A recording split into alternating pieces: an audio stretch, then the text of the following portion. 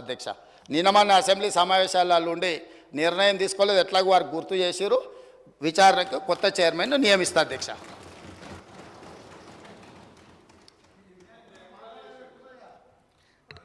అధ్యక్ష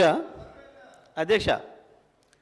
ఇప్పుడు వారు మాట్లాడేదానికి ప్రత్యక్షానికి నేను మాట్లాడతా ఈ సమయాన్ని నా జనరల్ సమయం తీసేయండి ఇక ఆయన ఉక్రోషమేందో నా ఉక్రోషమేందో ప్రజలు చూసిరు వాళ్ళ రాష్ట్రంలో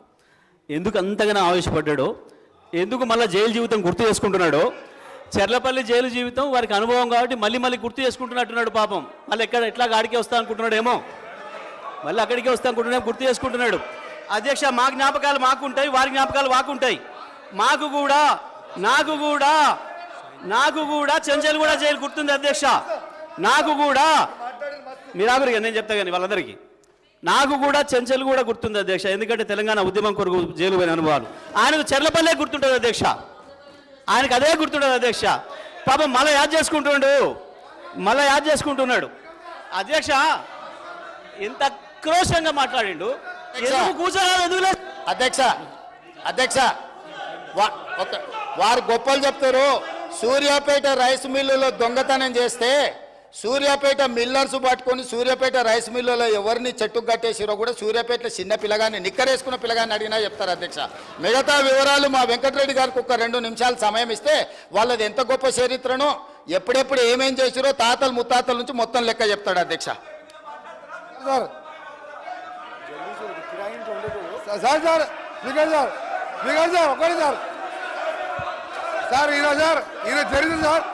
ఈయన చరిత్ర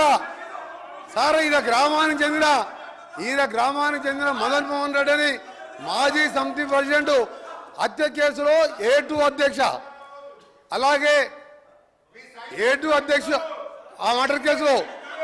ఇంకో భుక్షమనే వ్యక్తి హత్య కేసులో ఈయన వీళ్ళ నాయన A6 A7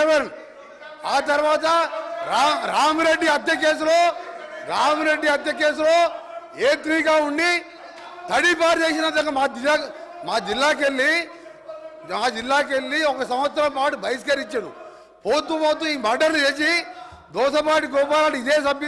ఇదే అసెంబ్లీలో ఎక్స్ఎమ్మెల్యేగా ఉండే ఆ పెట్రోల్ బంకులో 1,80,000 రూపాయలు దొంగతనం చేస్తే ఆ కేసులో ముద్దాయి అధ్యక్ష ఇంకొకటి రామారావు గారు ఎన్టీ రామారావు ముఖ్యమంత్రిగా ఉన్నప్పుడు ఎక్సైజ్ ప్రొవిజన్ పెడితే దొంగ మందు కర్ణాటక వెళ్ళి మందు తీసుకొచ్చి పట్టుబడితే